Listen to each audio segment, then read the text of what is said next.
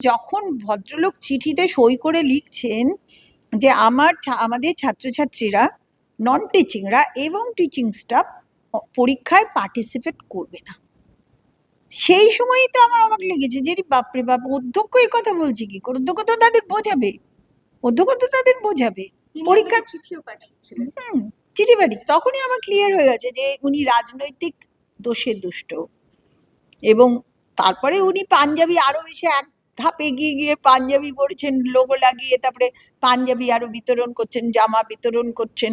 তা উনি জানেন যে এগুলোই করা কর্তব্য আর কি। অধ্যক্ষর সেন্টার ইনচার্জ তার সেন্টারটা ঠিক করে চালনা করার থেকে এগুলোই করা কর্তব্য, এটাই সরকার শেখাচ্ছে, আর সেটাই তিনি করছে। খুব দুঃখজনক, জাস্ট দুঃখজনক। এটাকে আমি কন্ডেম করছি অ্যাজ এ ভাইস চ্যান্সেলর, আমারই আন্ডারে একটি অ্যাফিলিয়েটেড করে, আমি কন্ডেম করছি ঘটনাটাকে।